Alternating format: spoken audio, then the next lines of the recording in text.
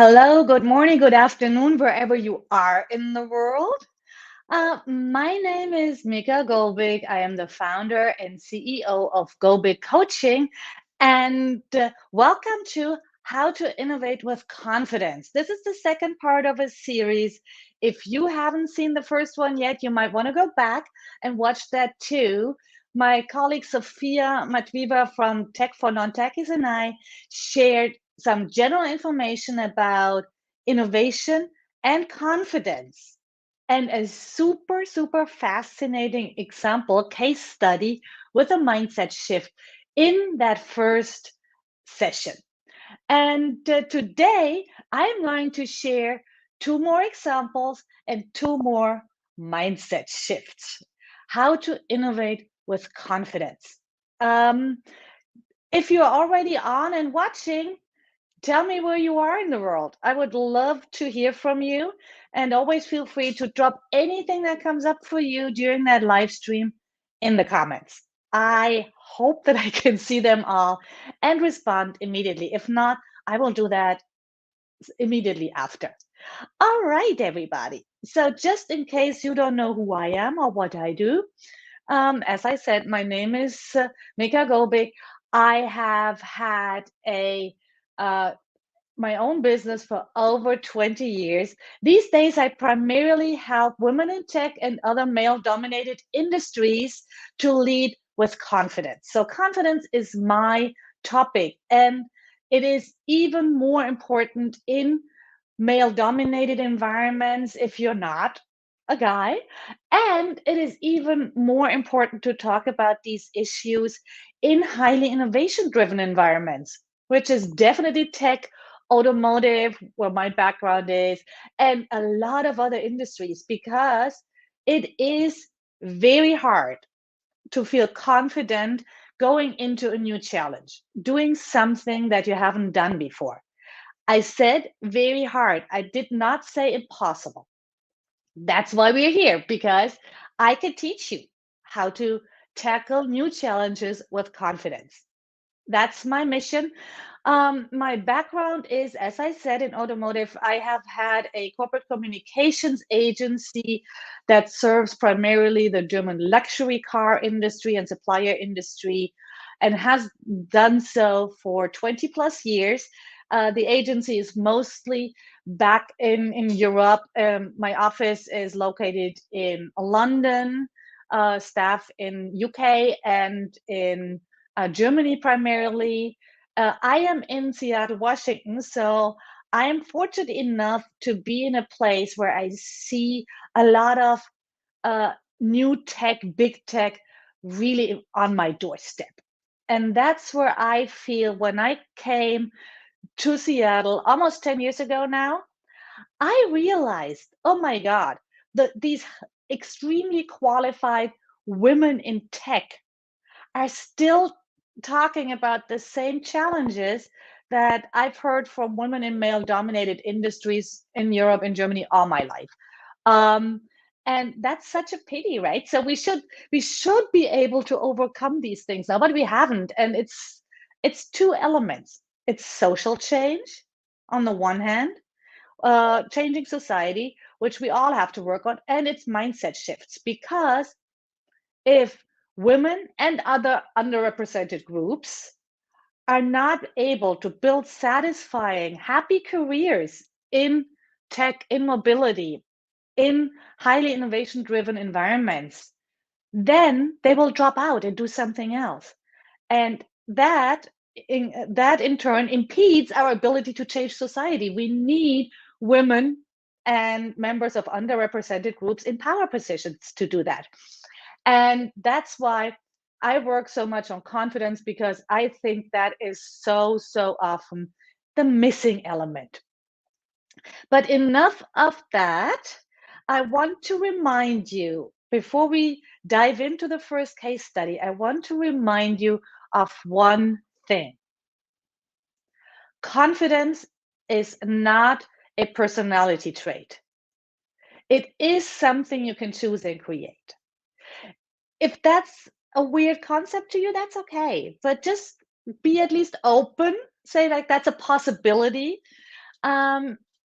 Because this is what I really work on with my clients. This is what I teach. Just because you may not feel confident right now does not mean that confidence is not available to you. No?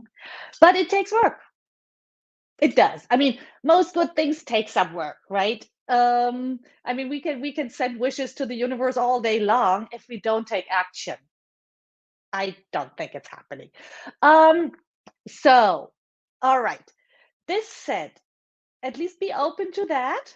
That confidence is something you can choose and create. It's something available to you as much as to anybody else, and as much as to the straight white dude with an engineering degree. Okay? Let's start with that premise, and let's look into our first example for the day. I am sorry that Sophia is not here. She's the innovation expert, but she couldn't be here. Oh, actually, before I dive into this example, let me drop in the chat where you can learn more about Sophia's work and about innovation. Let me drop. Can I post? Oh, I cannot post. Oops, oops. I will do that. I'll have it at the end of my presentation, and I will drop it in the LinkedIn event afterwards in case LinkedIn, I cannot post on LinkedIn. I can see, thank you, LinkedIn, you anonymous LinkedIn user. I can see that you commented. Keep comments going. And now we're diving in. Case study 2 is called the stolen contacts. So now imagine that there's a contact manufacturer, Valda, in the UK, and they deliver contacts to your doorstep. Well, Sophia actually is a subscriber of their service. They deliver contacts, I think, monthly, and they come in very pretty boxes. And eventually, the company realized relatively quickly that their contacts get stolen or uh, they vanish. They vanish. They are soggy, or like the packaging is somewhere. It's soggy. It's not the luxury experience, the convenient luxury experience that their clients expect, and especially the high share of stolen or like vanished contacts, vanished packages. That was what really, really threw them off. And they knew something had to change because no matter how many contacts they replace, it's of course a matter of costs. And it's a matter, especially a matter of customer satisfaction. How long are you going to subscribe to a service when every third parcel is gone, right? So they thought about what is the reason. They investigate the why to make a change. So, any idea what they were thinking about? Feel free to drop that in the chat. What might be their innovation? They did solve the problem, and they did work on it for a bit. It took them a while, but they got it. Where would you start? What would you investigate? The vanished contact. That's stolen. No, stolen, we don't know that, right? But vanished, the vanished contacts. What would you investigate first? Feel free to drop any ideas you have in the chat. So I first thought, like the company then too, when Sophia shared the story with me, thought about carrier, right? So that's what they did first. They looked into the carrier. Is there a problem with the carrier they had chosen? Should they go to another carrier service? And where could the bottleneck be? Where could those contacts vanish? Is it carriers taking them? What is it? And or Is it their sorting centers? Is the problem there? So they went through the entire delivery chain, and it took them a couple of tries, and then they figured out what it was. And again, it's not the first thing that comes to mind. It is not a delivery chain issue at all. What they realized was that their packaging was a tiny bit too big for standard mailboxes. So probably the door slits. I'm imagining kind of a Harry Potter scenario, living in an apartment building in the US. I'm imagining this Harry Potter type door slit where all the letters come in. So the standard size for the mail slot was too small to get the contact packages through. So whoever carrier service it was, it didn't make a difference because they had to leave it on the doorstep. And then you do run a risk of, especially very attractive packaging. They did have very attractive packaging of this attractive box getting stolen, or maybe even just like soggy in the rain, damaged, whatever. Even a dog could drag it away. So that was the problem. They had to make their packaging a bit flat, a little more flat, or a little smaller, so they could absolutely keep their very attractive, high quality, luxurious boxes for their product. It just had to be a little bit smaller. And immediately, the number for complaints about packages being gone went way down the moment they made this change. Went way down to a very, very low percentage that you just still have. But so their costs went down a lot, and customer satisfaction, of course, remained way higher. If something like that happens once every 2 years, you don't complain, you don't consider switching companies, right? If it happens every 3 months, you probably will. So that was an incremental innovation. It was just one tiny shift. And it took them a while because that's not the first idea you come on, because we think first in terms of the delivery chain and people, right? People causing a problem. But that's not necessarily it. That was the first example for today. And it's really so fascinating. Again, it is a relatively cheap solution to what could be a major problem, putting the entire business in danger. And it's a relatively cheap solution. So it was totally worth it going to a couple of iterations to really find out what the problem was. Mailbox sizes or mail slot sizes. So that is really, really fascinating. And that, again, is not an engineering problem, or like a a delivery chain problem. So let's look at the mindset that I want to uh, want to uh, use with this case study. Focus on what you know about yourself, about your company. So focus on that first. You know that you have a great product. You know that people want your product because you have a subscriber number. So their dissatisfaction, first of all, has nothing to do with you and your product. That is important because self-doubt, especially with a startup, can rise and just like go out in waves to everybody so quickly. It is super important to focus on what you know. You also know that the problem is not happening in-house. But as this example shows, um, you have to solve it. It's your company. So what you want to do in those cases, especially if it takes I think it took them 3 or 4 rounds to go like switch carrier, not see a difference, all these things. You really have to focus on what you are good at. And in this case, it was important for the team, for the task force working on that, to say, we are problem solvers.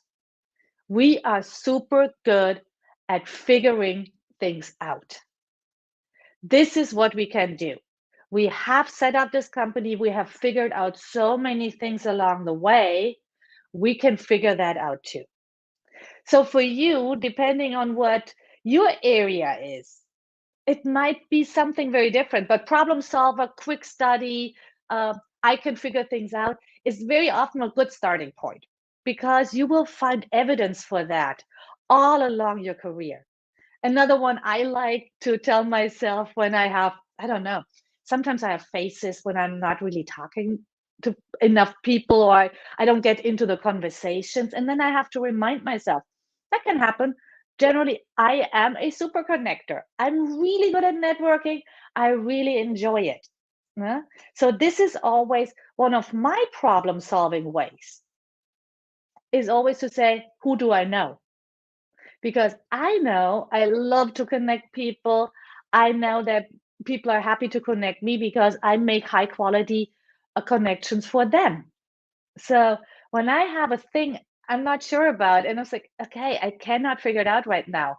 My first question is, who do I know? Who can I talk to? Whose brain can I pick? Huh? Because that's one of my strengths, talking to people.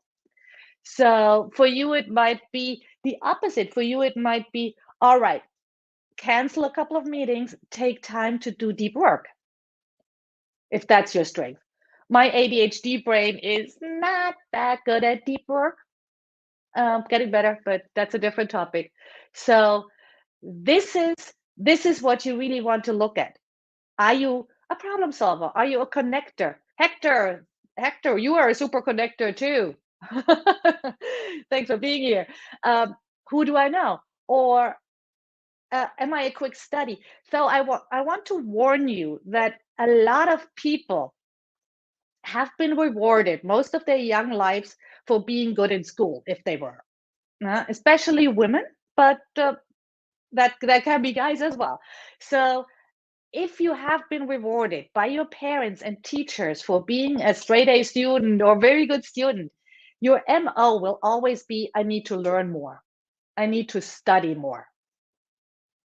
And that might lead you to not voicing your opinions often enough, right? So you might be stuck in doing more and more research. And at a certain point, I have to tell you, no change without action, right? If it stays in your head, it's not an innovation, it's an idea. And well, if it stays in your head, it's right now it's worth nothing. It's not causing an innovation. It is not entailing lower costs or higher revenues or higher customer satisfaction. None of the above. You have to spit it out. So don't get too stuck in learning more. No? And really, that's taking action. So again, from a company or team lead perspective, if you are a team leader and you're dealing with this type of situation that is really risky for your team, for your company, for your project, please create a safe environment for people to share their ideas. So that these ideas, somewhere in their ideas, when people feel safe about sharing, somewhere there is the seed of that innovation that you need. Huh? But you need to give people the safe environment to share what comes to mind for them. Huh? And not punish people for having stupid ideas. That's a term we shouldn't have anyway. An idea is an idea. And even another thing we can learn from this case study, this company, they did change carriers first, and they tried out different things first. Huh? And those didn't lead where they wanted them to lead. So they were not the way that solved the problem. That doesn't mean it's failure. Huh? It's not failure when you're willing to learn from the experience. I remind you of Edison, who found 1,000 ways not to invent the light bulb. That said, I don't hope you need 1,000 iterations to come to your new solution, but just knowing, all right, it's not the carrier, it's not the carrier company, that is huge. That is huge information. Yeah. So, and sometimes you need that learning what it's not or what doesn't work to open people's minds again for other ideas that can become, in this case, the innovation that cut costs, increased revenues, and especially the user experience, customer satisfaction. So that is case study. So the first case study for today. So altogether, if you haven't seen the first part, case study 2, Mindshift 2. And if you have any comments about that, feel free to share. Yes, and I absolutely agree. There are no stupid ideas, right? We need to be agreed on that. And that's so important. That's why it's so important for team leaders, project managers to create that environment where people's ideas are welcome. Even if they only make it onto like the whiteboard for a few minutes for one meeting and then they will never be talked or looked at again, still just by throwing it out there, it might give someone the spark of the next idea. All right, let's look at one more here. Case study 3, the public innovation, total makeover. So we're not talking about a show where people get new teeth and haircuts and makeup and whatever, but we're talking about something very similar. We're talking about an example from the fashion industry. And now I am dating myself because I remember this so well. We are talking about the company Burberry. So today, we probably agree with me. Burberry is such a cool brand. Yeah. So I remember when I don't know, when I was back in school, we would see those British TV shows, and there are those grumpy men in the British countryside with their Burberry coats, and they would shoot ducks and fish and those things. Burberry was not a cool brand at all back then. I mean, my dad had a Burberry cashmere scarf. That was his good scarf, his good business scarf. Very conservative. He was a lawyer, very conservative. Yeah. I had no intention of stealing that scarf out of his closet or anything. And then something happened. Because Burberry's got a new CEO and a new creative director. And they realized we don't want to stay that brand that only sells to conservative old dudes shooting ducks. And they did something very public, very, very brave. They started to turn Burberry's into an it brand through digital means. They made Burberry the first digital luxury brand with social media accounts everywhere, with regular social media posts. I can absolutely remember that when suddenly suddenly Kate Moss was wearing Burberry. And that was, why would she? It's like, well, but it does look cool. And I mean, nowadays, to be fair, I have a Goodwill bought Burberry's trench coat, and I tell you, my niece and everybody who's younger than that wants that trench coat. I think I could put that in my will because there might be discussion about who's getting that trench coat.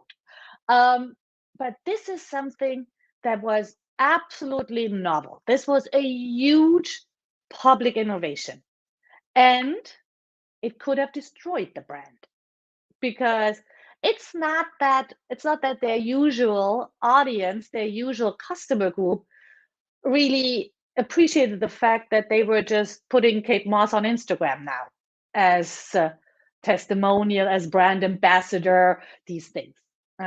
So this could have backfired, but it did not. It made them the first digital luxury brand. And it worked so well that everybody followed suit. So this was a high risk public innovation because of course you cannot rebrand digitally and on social media without just being in the public eye all the time. And there was a lot of criticism too, but it worked. In the end, that risk taking worked. So the mindset shift I would like to share about this is sometimes courage is the only way to build confidence. Sometimes you just have to go for it. And that involves sometimes the feeling of jumping off the cliff and just hoping that you have wings and you know how to fly. Sometimes that is really the only way. And this is mostly true if you really want to go big and really launch or drive, co-create a major innovation. So if you want that high gain of reinventing or launching a project that's very out there, very, very new, the risk will always be high. And so courage at that point is the only way to build that confidence. And what that might mean for you, let's say on a project team, on an innovation team, the moment you have put out the first iteration, your beta, let's say, you might be scared shitless. Who knows? Yeah, it might be really out there. And then you don't die. That means, what does it mean? It means you jumped off the cliff and yes, you have wings and yes, you know how to fly. That does not mean that that first flight off the cliff looks very elegant. Probably not. But you've done it, so you know you're not dying. You calm down your brain and you can tell your brain, whenever your brain gets into the panic again, you can tell your brain, we've done it. It wasn't like super great, perfect. Perfect doesn't exist, by the way. It wasn't perfect, but we did it. And now we have new data, and now we can do it better. It is not dangerous. Yes, it's risky, but it's not fatal to put yourself out there. Because that's the idea that your brain tries to give you. Yeah, thank you. It's really taking one step towards your goal. That is really what it is about. Because the moment you take a step or you make a decision, you take a step, you take action, that's when new pathways open, new possibilities, new options, right? Do people like it? Oh, we're on the right track. So let's follow there and see why they like it and what's really working for them. People are not thrilled. Is it too complicated? What is it? So when you take that action, take the risk of putting yourself out there or putting your product out there, then you have new options because you have data, you have information. And that is the beauty of it. Yeah, you don't get stuck in your original considerations. You are always one step further. Or let me date myself once more. Those old video games, let's call them retro video games, where you go through a level, and then when you really feel comfortable with that level, you're really good at it now. You're like, yes, now I have it. And then you get that sound, and suddenly you're on level 2. And it's more difficult. And you start that same journey again. And then when you're comfortable with that, you're on level 3. That is basically how our life and how confidence and innovation works too. Huh? Because every time you're in your comfort zone, you want to innovate. You have to you have to kick yourself out there. And then you get new data again and you can figure that out. And then comes the next step. And also in those games, when you die, hmm, when you lose a life in one of those games, you don't go back to zero. You just go back to the beginning of that level. Huh? So whatever you've built up, if you're playing on level 7 and you lose a life, you're not going back to level 1. You're starting on level 7. Huh? And that is how innovation and confidence works too, because you don't lose all of that, all of what you've done before. You just need to rethink that step. Hmm? And do not wait until you're ready. We never feel ready. Our brains are supposed to keep us safe. And safe.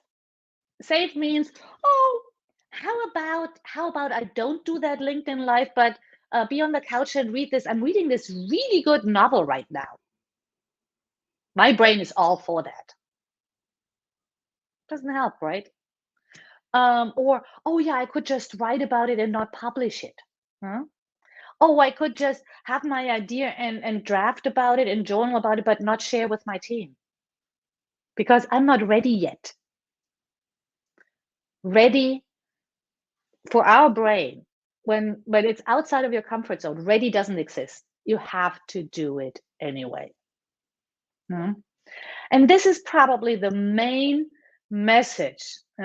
Never wait, never wait until you're ready. Never wait until you're ready, because our brain will always find a reason to say, no, no, no, no, no. Just one more book I need to read to really be sure I'm the expert on it, or just one more meeting where everybody else talks and not me, because I'm not ready yet. And that is where innovation and ideas get stuck. Huh? That is really where it gets stuck. Um, Planning is good, but eventually you need to put it out there to be able to continue. Huh? You are an expert. You are already an expert. That's why you have a seat at the table. That's why you are on your team. Huh? So this is what I wanted to share today. Thanks for being with me. And let me just, as I could not post yet in the LinkedIn comments, I wanted to show you where you can download Sophia's guide to innovate, the pragmatist guide to innovation, which spells out 6 different types of innovations, plus examples. The examples I gave today are from there. And of course, there's a lot more in there. And her complete offering, including her course, is on techfornontechies.co, not com, .co. And if you want to talk to me more about confidence in innovation, please reach out for a complimentary 30-minute session. Again, I will also drop the links in the chat. Connect here on LinkedIn, please. And also email me if that's the most convenient for you. And even if you see the replay, feel free to reach out. All right. That is what I have for you today. And I hope to see you next time for the third episode in that series, How to Innovate with Confidence. Have a great rest of your day. For those of you who celebrate Easter, happy Easter. Enjoy your days off, and I'll see you next week. Bye-bye.